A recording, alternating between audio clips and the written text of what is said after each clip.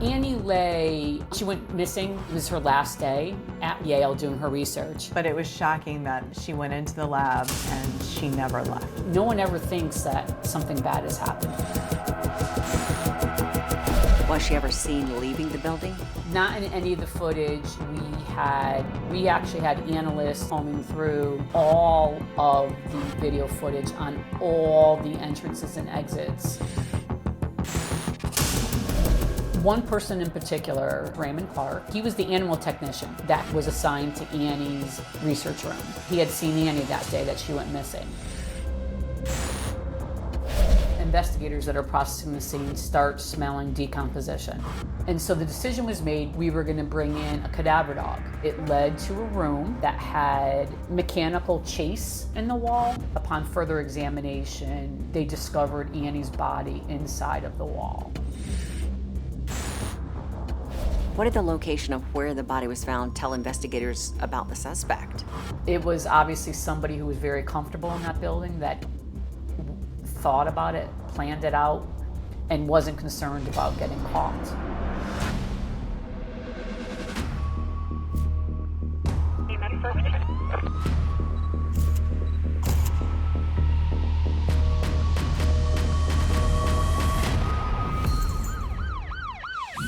Hi, I'm Nancy O'Dell. Today's Crime Exposé takes us to New Haven, Connecticut, home of world-renowned Yale University, where the mysterious disappearance of a promising young graduate student would launch a massive search by state and federal law enforcement. The key to solving the case was hiding in plain sight when investigators found the body in a place no one would ever expect. It was Tuesday night, September the 8th, when a concerned Yale University graduate student called police to report her roommate, 24-year-old Annie Lay, had not returned home. It was uncharacteristic of Annie. So when nobody had heard from her, and here it was, 10:30 at night, her roommate knew something was wrong. Repeated calls to Annie's work at the Yale lab where she conducted research also remained unanswered. Annie was this bubbly, ambitious, and stylish 24-year-old Yale graduate student who was focused, her degree program was in the biomedical field, which required her to work with lab mice.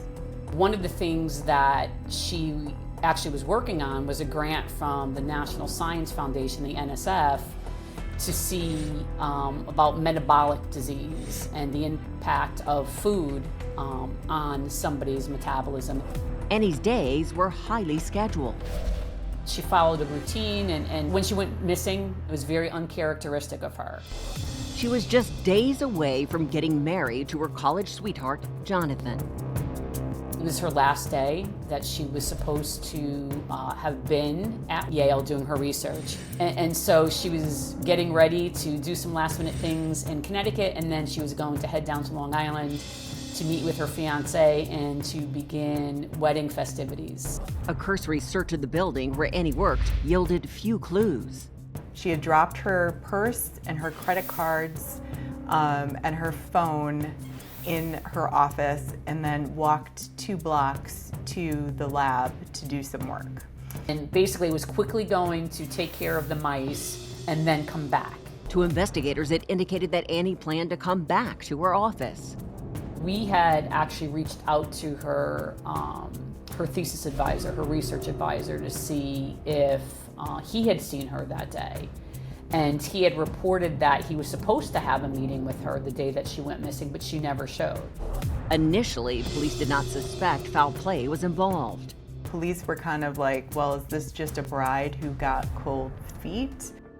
And so that was one of the theories. And then the second one was that maybe, Annie, she's an Asian American and Jonathan is not. And so, was this something within her family or within her culture that would have triggered some type of, no, you're not getting married. Police had just missed Annie's mother in California. She was making her way from California over to the East Coast in preparation for the wedding. Annie's fiancé, Jonathan, was in Long Island, waiting for her arrival. and he was stunned to hear from police regarding his bride. When he was trying to reach her and hadn't, he just assumed that she just got caught up in the day and the hecticness of everything. And so it wasn't until Yale had gotten involved in this and taken the missing person report that when they contacted him to say, hey, you know, have you heard? Then he really was like, I hadn't, and I've been so consumed, and no one ever thinks that something bad has happened. But it was shocking that this would be the case, that she went into the lab to do her work and she never left.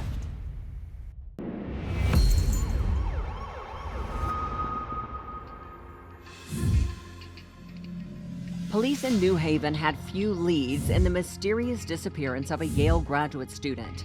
But as the hours passed with no sign of the young researcher, the urgency to locate her intensified. Statistically, the likelihood of it being somebody close to the victim are much more prevalent than stranger. That meant police were interested in speaking to Annie's fiancé. Jonathan came up to New Haven as soon as he could, was very cooperative with investigators, and he was ruled out as a suspect very, very, very early on. The concern for Annie grew with each passing minute, and soon local police were working alongside federal investigators to determine where she had gone. They began by poring over security footage. They had hundreds of hours of videotape to go over because there were 70 cameras on the campus and where she was walking. Investigators soon discovered Annie in the video in the middle of her workday. Video footage actually has her leaving her office in the Sterling Hall of Medicine, which is part of Yale's campus, walking about a block or so down the street to the research building. She looked like she was, you know, normally walking from her office to the labs. There was nothing out of the ordinary. And investigators focused on the hours of surveillance video, as well as the science building's security features. All the labs are key carded, so the only people who have access to those rooms are the research students, technicians, you know, maintenance, that kind of thing. The last time Annie scanned into a building was shortly after 10 a.m. when she entered the lab, and then she appeared to have simply vanished. Was she ever seen leaving the building? Not in any of the footage that we had. So we actually had analysts and agents and police officers combing through all of the video footage on all the entrances and exits. Once Annie entered the building, they were not able to trace her movement. So once Annie came into the building, other than when she key carded into her lab, there was no way we can tell where she went. So is it possible to leave the building without scanning out? Yes. So there's multiple exits, including like where the garbage is taken out, where trucks back in, and it's a garage area, like with a loading dock. At the time, there were no cameras there. Investigators started interviewing maintenance staff, fellow students, and other people who worked in the lab. One person in particular, his name was Raymond Clark. He was the animal technician that was assigned to Annie's research room. He had seen Annie that day that she went missing. Clark told investigators Annie was heading out of the building around noon. She was leaving to go to lunch. So we had somebody that last saw her. But then the leads dried up until a disturbing piece of evidence was found in Annie's lab. A graduate student had pointed out on a cart that there was blood on this box of white balls. And so that was the first kind of obvious thing we saw within the first 24 hours of Annie being reported missing. Investigators soon discovered more pieces of evidence throughout the building. We started finding more items distributed throughout the lower level of 10 Amistad that had blood on them. Things that were hidden in the drop ceiling, which is a little bizarre because it's like, why? There was a white sock that had blood on it that was found. The ankle sock appeared to be the same one Annie was wearing in the surveillance video. So how did police even know to look in the drop ceiling?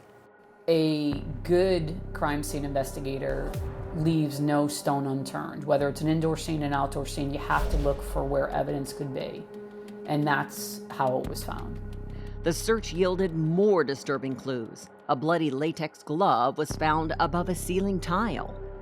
And then we found some lab coats, some scrubs, a pair of work boots. The determination was made to close the lab down, not allow anybody in or out, because we didn't know where else we would find evidence. Investigators sent a team of officers off-site. During this time, we actually had teams of evidence recovery technicians and police officers at garbage recycling plants. So we actually had teams of investigators at these plants going through garbage, looking for evidence and looking for Annie. Meanwhile, in Annie's lab space, investigators found more evidence that something horrible had happened to her. They had actually applied luminol in Annie's lab and had discovered a fairly large area in her lab space that gave the appearance of being a cleaned up crime scene with biological evidence, blood evidence, in an attempt to clean that area. After just a few days of collecting evidence, it became painfully clear that Annie was not coming back.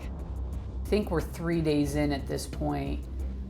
Investigators that are processing the scene start smelling decomposition. And so the decision was made, we were gonna bring in a cadaver dog. The dog led investigators to the lower level of the building. It led to a room that had a mechanical chase in the wall. So it was like this metal plate where shuttle valves and stuff would be. The dog alerted to the wall. It seemed an unlikely place to search for someone, but officers opened the wall plate. Literally, instantly, the smell just came pouring out. Upon further examination, they discovered Annie's body inside of the wall in this area. How is it even possible to hide someone in a space that small? She was small. I mean, she was maybe 5 feet. Maybe 90 pounds. She literally was stuffed into the wall in this mechanical vat. He said everything was fine. They got along fine. They had no issues.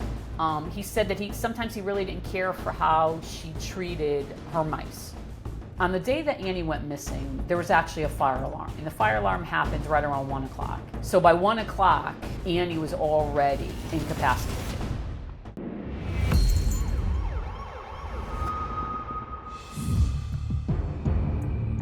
The search for 24-year-old Annie Lay ended in the worst possible way when investigators discovered her body behind a wall in the lab building where she worked. The day that they found her body was supposed to be the day of her wedding. Well, her family was obviously devastated. You never think that your fiance, your daughter, your sister is going to be murdered in a college campus. The community gathered to mourn Annie Lay's death. There were vigils held where 2,000 people attended. Autopsy results revealed she had sustained numerous injuries. She had a broken clavicle, she had a broken jaw, and she had been asphyxiated. Someone had strangled her to death. What did the location of where the body was found tell investigators about the suspect? It was obviously somebody who was very comfortable in that building, that thought about it, planned it out, and wasn't concerned about getting caught during any of this stuff going on either. Access to the lab where Annie was found was only accessible with a key card. And the only other person who used his key card that day was Raymond Clark, who was working as a lab technician. Clark was the same 26-year-old lab technician who had told police Annie had stepped out for lunch. His job was to clean up after and take care of the animals that were in that lab. Some unusual scratches they had observed on his face and arm. He had scratches on his body, and when questioned about it, he said that they were from his kitten. But anybody who has cats knew that those weren't cat scratches. His statement regarding Annie's timeline was also suspicious. On the day that Annie went missing, there was actually a fire alarm. And the fire alarm happened right around 1 o'clock. Investigators and analysts had combed through all the footage of people leaving. So by 1 o'clock, Annie was already incapacitated because she never leaves the building. Police believe she was incapacitated or deceased between the time she used her key card to enter the lab between 10 a.m. and 1 p.m. when the fire alarm was activated. And so what happens is Ray Clark had been the one who told investigators he last saw Annie 12:30, leaving for lunch. And now we know at this point that that was inaccurate because she never leaves. We have all the video footage that she doesn't leave the building even before the fire alarm goes off. And so we already have that inconsistency. Clark's key card showed unusual activity on the day Annie disappeared. He had gone in several times, more times than usual, back and forth to the lab. That was uncharacteristic for any days previous, which again was a red flag for us. And another damning piece of evidence was the green pen found behind the wall with Annie. A green pen had been utilized to sign in on these daily logs. Raymond Clark was the one using the green pen. While the evidence collected at the scene was being tested, investigators dove into Clark's history with Annie. I think it was important to note that he had only known her and worked with her for 4 months when this happened. They had no relationship outside of work. Clark characterized his work relationship with Annie as cordial. He said everything was fine. They got along fine. They had no issues. He said that sometimes he really didn't care for how she treated her mice. He actually denied really having much of an interaction with her on a normal basis. And Annie never reported to anybody that she had any issues with him either. So this really, for us, kind of came out of nowhere. A week later, investigators received results from the evidence they had submitted for testing. We started getting multiple results back of his DNA and her DNA on items. And that was truly like the nail in the coffin. Clark received a 44-year sentence for murder and 20 years for sexual assault. The sentences will run concurrently.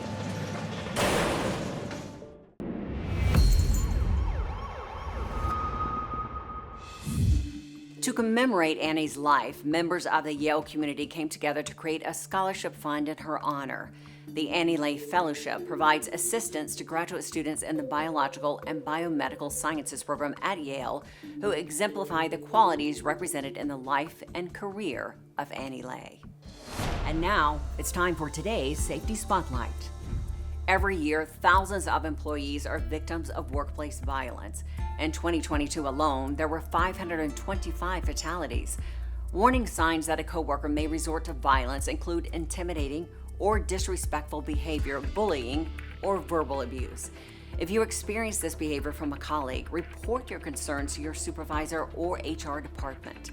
And for more information and safety tips, check out the Department of Labor Workplace Violence Program at dol.gov. I'm Nancy O'Dell. For all of us here at Crime Exposé, please join us next time and stay safe.